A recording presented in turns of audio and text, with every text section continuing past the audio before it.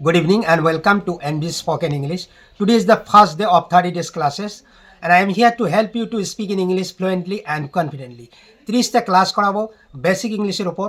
আজকে first day, প্রথম দিন, এবং যারা ইংরেজি শিখতে চাও এবং যারা খুবই বিগিনার তাদের জন্য আজকের ক্লাসটা খুবই গুরুত্বপূর্ণ।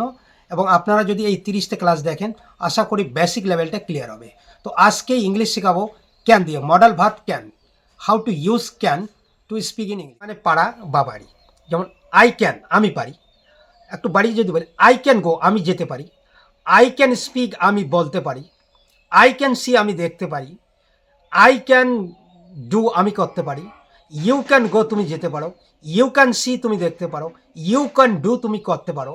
এবং এটা যদি আমরা নেগেটিভ করি, আই ক্যান নট গো আমি যেতে পারি না, আই ক্যান নট সি আমি দেখতে পারি না, আই ক্যান নট রাইট আমি লিখতে পারি না, আই ক্যান নট ডু আমি করতে পারি না।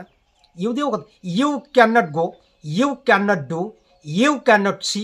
এর মতো আমরা এটা যদি আমরা আর একটু বাড়িয়ে বলি, যেমন আপনি কি ইংরেজি বলতে পারেন? Can you speak English? আপনি কি বাংলা বলতে পারেন? Can you speak Bengali? আপনি কি হিন্দি বলতে পারেন? Can you speak Hindi? যদি কেউ বলে can you speak English, answer হবে yes I can speak English.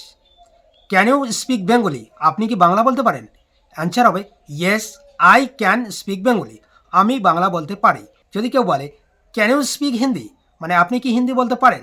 Answer হবে yes I can speak Hindi. এবং আপনি যদি না পারেন বলবেন I can not speak Hindi, আমি হিন্দি বলতে পারি না, আমি ইংলিশ বলতে পারি না, I can not speak English. এভাবে। তো আজকে এতটুকুই। See you next video.